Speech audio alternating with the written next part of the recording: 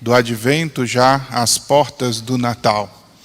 E a liturgia de hoje, acho que nos coloca duas perguntas. Primeira é, quem é aquele que vem?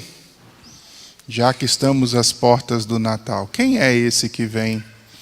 As duas leituras iluminam bastante a figura de Jesus. A profecia de Miqueias fala justamente de um menino que deve nascer e que vai governar o povo como Deus, né? Segundo Deus. Essa é a primeira afirmação que se pode fazer a respeito daquele que vem. Quem é aquele que vem? É aquele que vai governar segundo Deus. Esse governo, então, não é um governo segundo uma lógica mundana. Esse governo é um governo segundo a lógica divina. E a lógica divina de governo, ela é bastante interessante, nós deveríamos parar um pouco para pensar sobre ela, né? Porque o governo de Deus é um governo pautado sim pela justiça, mas a justiça de Deus é manifestada na sua misericórdia. Me lembro quando o atentado do 11 de setembro aconteceu, eu estava em Roma para começar os meus estudos. Na verdade, umas semanas antes de começar o ano letivo, a primeira audiência que eu fui do Papa João Paulo II na praça foi no dia 12 de setembro, o dia depois. Aliás, estava todo mundo muito assustado, porque ninguém sabia se tinha terminado ainda o assunto, né? Ninguém sabia quem tinha feito aquilo, aquela confusão toda. E me lembro que o Papa entrou na praça silenciosa, né? De São Pedro. Normalmente é uma festa, mas ele pediu aquele dia silêncio absoluto, o povo de fato fez. E ele, quando subiu lá no altar que é preparado lá para as catequeses, fez uma reflexão que de fato é bastante verdadeira, né? Não existe verdadeira justiça sem misericórdia, e não existe verdadeira misericórdia que não tenha também justiça, né? Justiça é dar a cada um aquilo que lhe é próprio, e dentro dessa perspectiva, nós pertencemos a Deus. Preciso dar a Deus o que é de Deus, né? E de Deus, Deus nos possui, nós somos propriedade dele. Nós não podemos fugir dessa realidade. Quando nós falamos de dar a Deus o que é de Deus, nós estamos falando de ofertar a Deus justamente o nosso próprio ser. Por isso, a relação que nós devemos estabelecer com Deus é essa relação de oferta generosa do nosso ser a Ele. E quando a gente pensa assim, vendo o senhorio de Deus, nós compreendemos o desafio e a missão que nós temos na experiência da nossa religião. Ser pessoa de religião é viver segundo Deus e se deixar governar por aquele que governa segundo Deus, que é o próprio Cristo. Saindo de toda a lógica de governo e de poderio mundano, nós vamos ver que o governo do Senhor é, sobretudo, um chamado a todos à experiência da excelência nele. Ou seja, aprender do próprio Jesus o que significa excelência. E aqui há uma complicação, porque nós pensamos a experiência da perfeição de uma maneira meio cartesiana, né? A gente pensa num sentido um pouco de matemática exata, né? O comportamento humano, como se o comportamento humano pudesse ser uma coisa tão regular como a matemática é, né? E isso nos coloca dentro de uma estrada, na verdade, de perfeccionismo e não de perfeição. A perfeição humana, né, ela não consiste em ausência de dificuldades ou em ausência de defeitos, porque nós somos atingidos e estimulados de todos os lados por muitas coisas. Se nós fôssemos pegar um exemplo de matemática, talvez fosse melhor pegar o exemplo de Heráclito do que o exemplo de Descartes, né? Porque Heráclito pensa sempre numa lógica aproximativa, né? Porque na filosofia antiga, clássica, Heráclito dizia que as coisas estão em constante mudança. E por conta disso, o rio que a gente atravessa não é o mesmo rio, né? Que a gente volta, porque a água passa e lá já está outra água. É tudo em uma constante mudança. E nesse sentido, esse matemático falava que a busca da perfeição está, sobretudo, na aproximação da perfeição. É como um flecheiro, né? Que ao atirar as suas flechas, vai alcançando uma certa destreza e o objetivo dele é aproximar-se sempre cada vez mais do centro do alvo.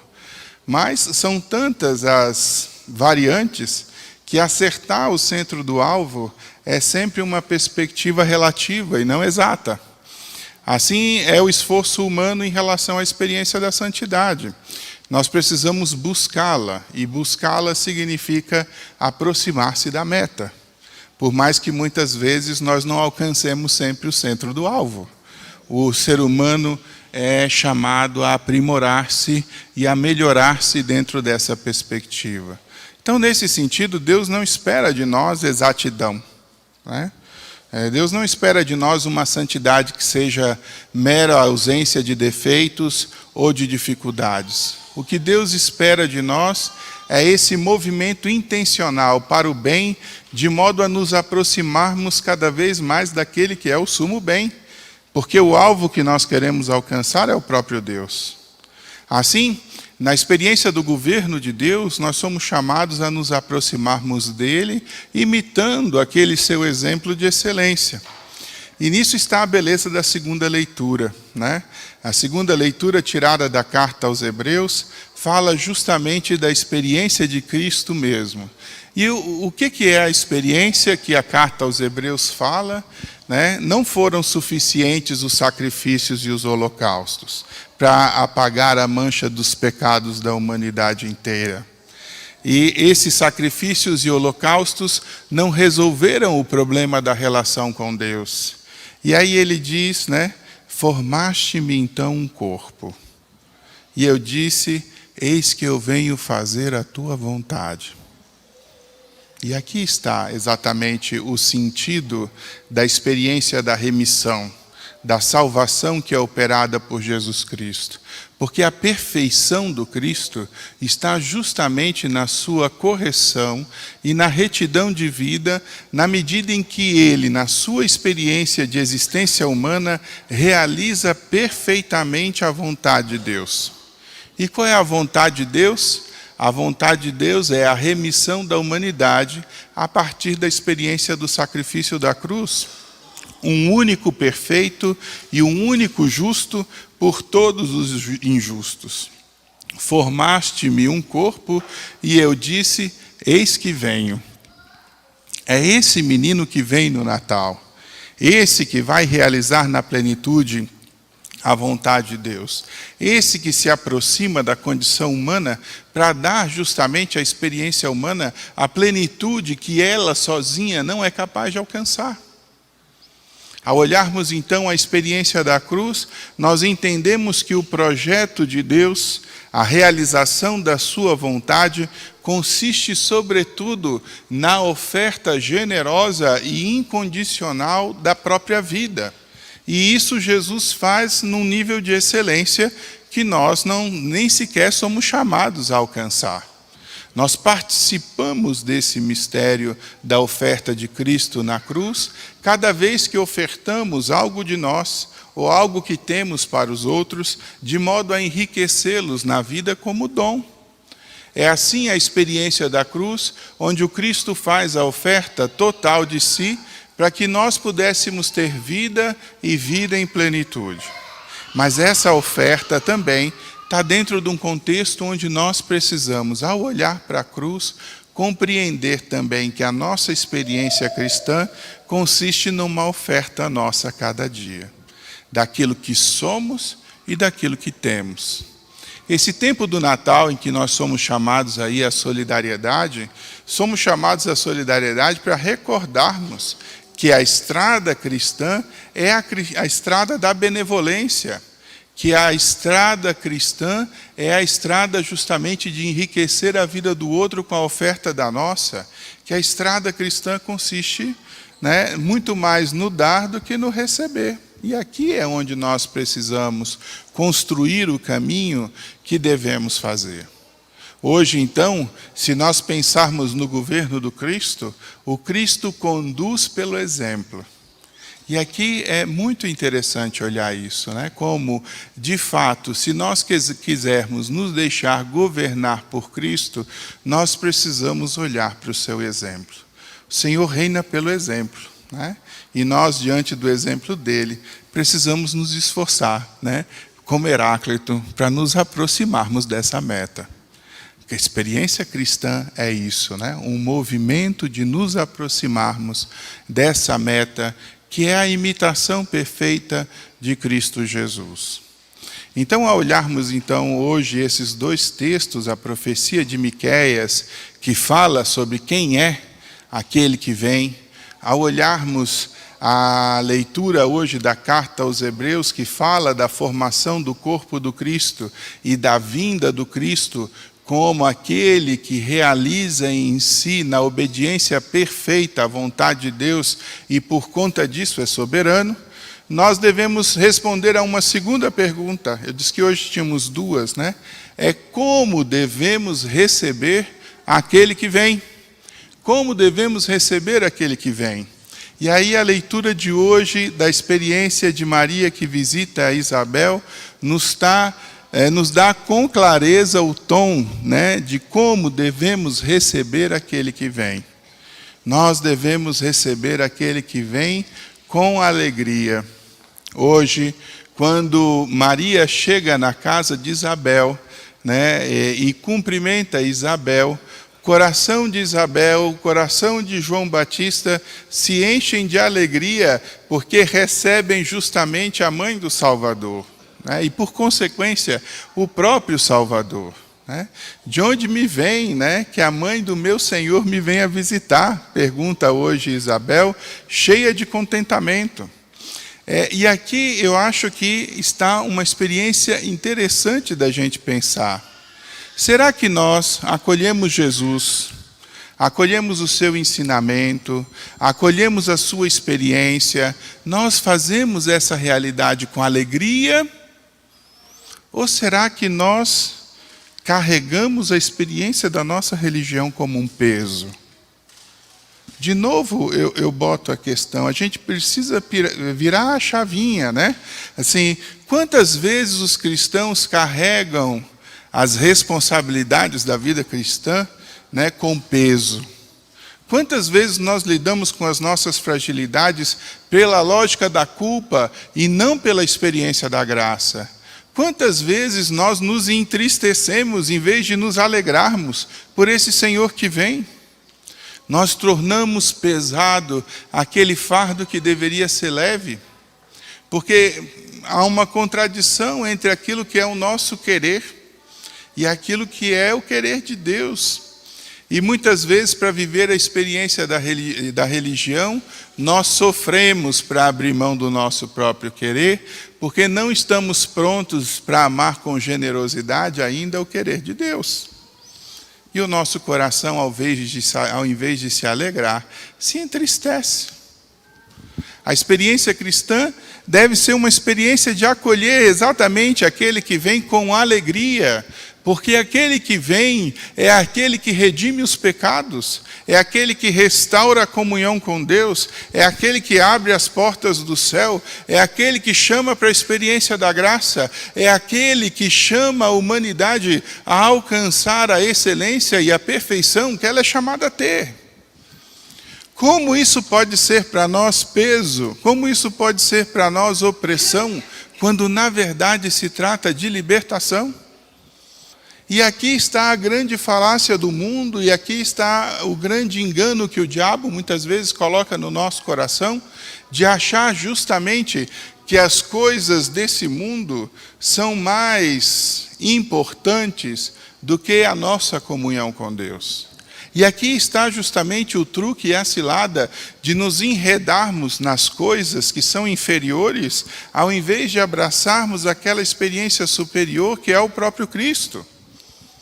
E quantas vezes nos vemos presos pela matéria, pelas coisas, pelas possibilidades desse mundo, que não conseguem responder aos anseios verdadeiros do nosso coração, ao invés de transcendermos para a experiência da graça, a ponto de acolher de fato a plenitude que vem de nosso Senhor Jesus.